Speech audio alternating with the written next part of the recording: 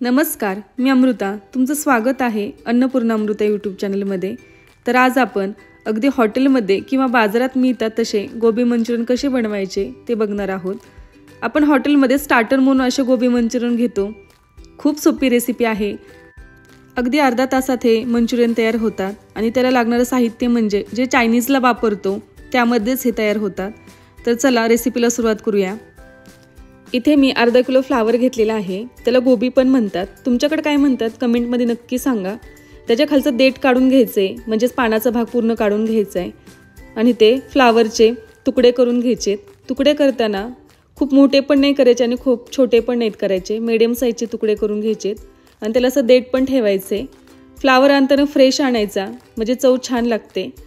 इथे एक बाउल घेतला आहे. त्याच्यामध्येच मी गरम पाणी घेतलेलं आहे. 2 ग्लास गरम पाणी घ्यायचे. त्याच्यामध्येच 2 चमचे मीठ घालायचे. मीठ टाकल्यानंतर पाणी ढवळून घ्यायचे. मिठाने काय होतं की त्याच्यामध्ये काय किडे आळ्या असतील तर निघून जातात. आता त्यामध्येच जो फ्लावरचे आपण तुकडे केलेले आहेत ते टाकून घ्यायचे. इथे मी सगळ्या फ्लावरचे तुकडे त्यात टाकून घेणार आहे. हे फ्लावरचे तुकडे मिठाच्या पाण्यात असेच 5 मिनिटं ठेवायचे आणि 5 मिनिटानंतरनं ह्यातलं पूर्णपणे पाणी काढून घ्यायचे आणि हे फ्लावर स्वच्छ पाण्याखाली धुवून घ्यायचं आहे. तर इथं बघू शकता त्यातलं मिठाचं पाणी काढून घेतले आणि स्वच्छ पाण्याखाली धुवून घेतलंय. इथे एक मिक्सिंग बाउल घेतलाय. त्यामध्येच मेजरिंग कपने अर्धा कप मैदा, अर्धा कप कॉर्नफ्लॉवर पीठ, हे दोन्ही पीठं समप्रमाणात ठेवायचेत. त्यामध्येच अर्धा चमचा लाल मिरची पावडर, अर्धा चमचा मीठ आणि पाव चमचा काळी मिरी पूड घ्यायची. हे सर्व साहित्य मिक्स करून घ्यायचे. मिक्स केल्यानंतरनं त्यामध्ये लागेल तसं पाणी ॲड करत राहायचे. एकदाच खूप करायचं नाही आहे. लागेल तसं मिक्स करत राहायचे, नाहीतर हे पीठ पातळ होऊ शकतं. आपलं पीठ खूप पातळ करायचं नाही आहे. असं दाटसर ठेवायचे. ते लागेल तसं पाणी मिक्स करत करत राहायचे. तर या प्रकारे जसं जसं तुम्ही पाणी ॲड करताल तसं त्याच्या गुठळ्या होत राहतात.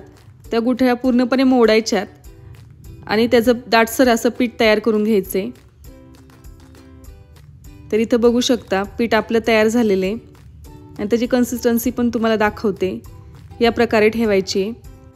आता त्यामध्येच एक फ्लावरचा तुकडा तुम्हाला डीप करून दाखवते.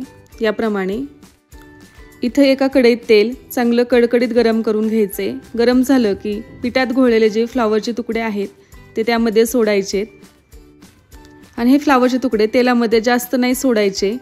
तुम्ही जर जास्त सोडले तर ते आतमध्ये कच्चे राहू शकतात आणि व्यवस्थित तळे जाणार नाहीत. त्यामुळे हे थोडं थोडं करून तळून घ्यायचे.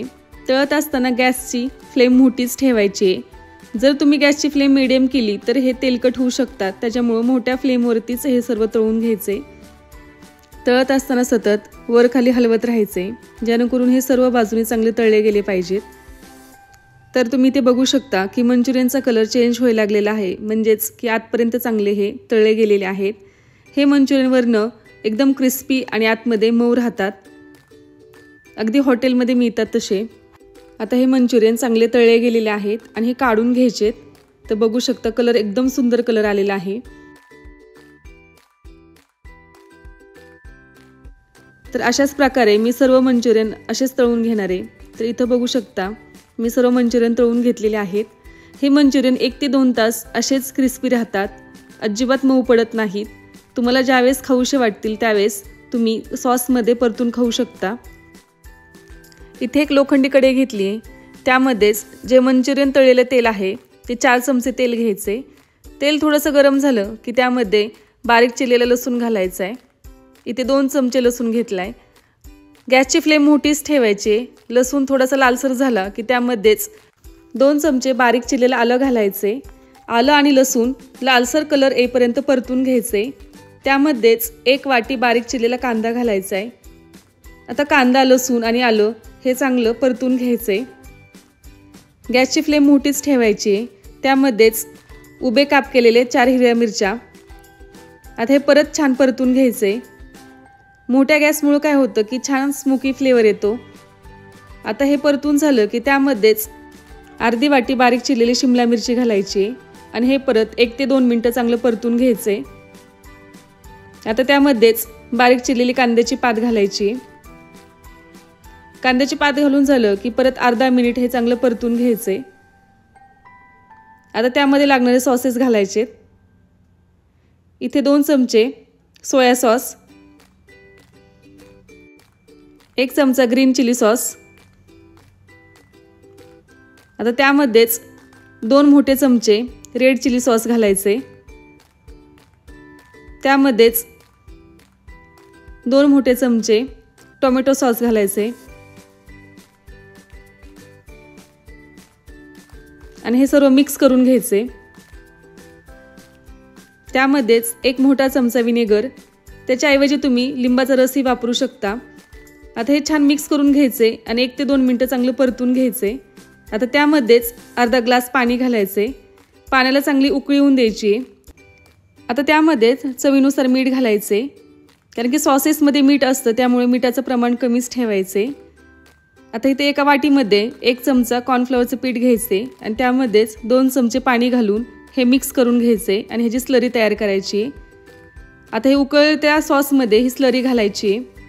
गॅसची फ्लेम मोठीच ठेवायची आणि हे सर्व मिक्स करून घ्यायचे। स्लरीने काय होतं की तुमच्या मंचुरियनला दाटसरपणा येतो। त्यामध्येच थोडी कांद्याची पात घालायची आणि हे परत एकदा मिक्स करून घ्यायचे। 1 ते 2 मिनिटं हे चांगलं शिजवून घ्यायचे। आता त्यामध्येच जे आपण मंचुरियन तळून घेतलेले आहेत ते सॉसेसमध्ये घालून घ्यायचे आणि हे परत 1 ते 2 मिनिटं परतून घ्यायचे। खूप जास्त वेळ परतायचं नाही, नाहीतर हे मंचुरियन लूज पडतात, म्हणजे त्याचा क्रिस्पीपणा कमी होतो। 1 ते 2 मिनिटच हे सॉसमध्ये परतून घ्यायचे, जेणेकरून हे सॉसेस फक्त त्या मंचुरियनला लागली पाहिजेत इतपतच हे परतून घ्यायचे। तर इथे बघू शकता की आपले हे गोबी मंचुरियन तयार झालेले आहेत। तुम्हाला सर्व करून दाखवते। मंचुरियनला कलर पण छान आलेले, अगदी हॉटेलमध्ये खातो त्याप्रमाणे हे मंचुरियन झालेले आहेत। आता त्यावरनच गार्निशिंगसाठी थोडेसे पांढरे तीळ घालायचे, थोडीशी कांद्याची पात। तर इथे आपले क्रिस्पी गोबी मंचुरियन तयार झालेले आहेत। रेसिपी कशी वाटली कमेंटमध्ये नक्की सांगा। धन्यवाद।